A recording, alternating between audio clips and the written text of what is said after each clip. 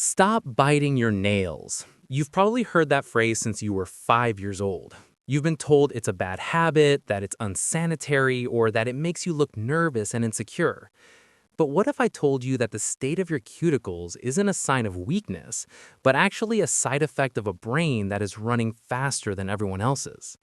Stay with me because science has completely flipped the script on why you destroy your fingertips. First, let's kill the biggest myth right now. Nail biting isn't just about anxiety. For decades, psychologists threw nail biters into the nervous wreck category. But a landmark study published in the Journal of Behavior Therapy and Experimental Psychiatry found something fascinating. Nail biting isn't necessarily a soothing mechanism for fear, it's often a release valve for perfectionism. That's right. People who bite their nails, medically known as onychophagia, often score incredibly high on organizational perfectionism. The study found that nail biters don't just bite when they are stressed, they bite when they are bored or frustrated. Here's what's happening in your brain. You have a Goldilocks nervous system. When you're understimulated, bored, your brain feels sluggish and uncomfortable, so you bite your nails to stimulate the sensory cortex and wake up. When you're overstimulated, stressed, you bite your nails to focus on a single rhythmic sensation to calm down. You are instinctively regulating your own cognitive load. While other people are staring blankly into space, your brain is demanding engagement. You aren't anxious, you're just chemically incapable of doing nothing. But there's a deeper, almost philosophical layer to this. Think about the physical act. You usually start biting because you feel a rough edge, a snag,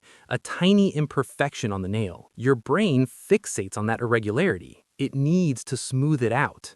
This is a physical manifestation of a psychological trait, the inability to leave a problem unsolved. To a nail biter, that rough edge is a chaotic element in an ordered system, and you will not rest until it's resolved. It's an obsessive drive for smoothness, for completion. This is why you often see this habit in high-performing people, academics, and creatives. Your brain is a problem-solving machine that doesn't have an off switch. When there are no external problems to solve, it turns inward and finds a problem on your own thumb. Now, let's talk about the dopamine aspect. This falls under what psychologists call body-focused repetitive behaviors. It's a self-soothing loop. The act provides a tiny, immediate physical reward, a moment of relief or satisfaction when that rough piece of skin is gone. It's a micro hit of dopamine in a situation where you feel stuck or dissatisfied. Society looks at your hands and sees a lack of self-control, but neuroscience suggests it might be the opposite. It's an attempt to regain control. When the world feels chaotic, or the meeting is dragging on for 3 hours, or the project isn't working, your body directs that restless energy to the one thing you can control, your own physical self. And let's be real about the shame cycle. You hide your hands in photos, you sit on them during dates.